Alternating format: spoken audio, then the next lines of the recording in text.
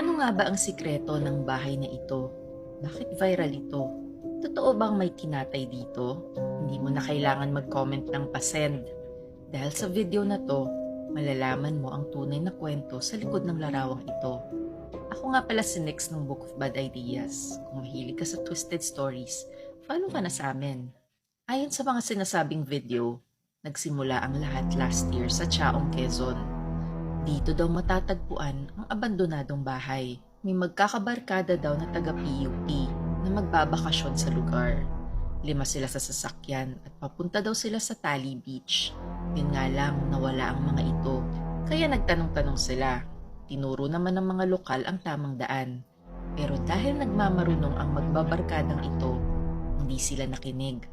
May shortcut naman daw kasi ayon kay Google Maps. Ayun na nga, napasok sila sa isang masukal na daan. Nagulat na lang ang magkakaibigan nang bigla silang naflatan. At sakto, sa harapan pa ng abandonadong bahay na ito. Hindi nila alam kung sinadya ba ito o coincidence lang talaga. Paggabi na rin ang mga panahong iyon at malayo pa ang lalakarin nila para makaabot sa beach. Kaya nag-decide ang lahat na pumasok sa nakakatakot na bahay na ito para magpalipas ng gabi. Ang hindi nila alam, may nag-aabang sa kanilang mga nilalang sa loob ng bahay na ito. Pagsapit ng 12:00 ng gabi, nakarinig na si Cyril ng mga kaluskos. Pero sa halip na gisingin ng mga kabarkada niya, nagtago ito sa cabinet at vinidyohan ang mga pangyayari. Dito na makikita sa video na isa-isang kinatay ng mga nilalang na ito ang mga kaibigan niya. Akala mo ay parang mga baboy.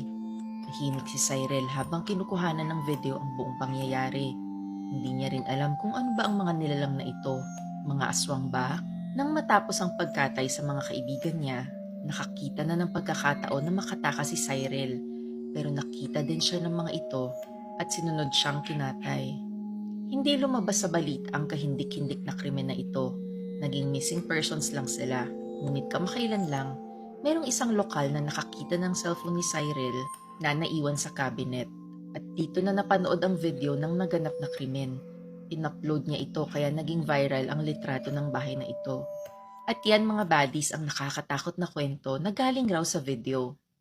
Pero naniniwala ba kayo dito? Para hindi na kayo mag-isip, kami na ang nag-research para sa inyo para i-fact check kung totoo nga bang kwento tungkol dito sa litratong ito.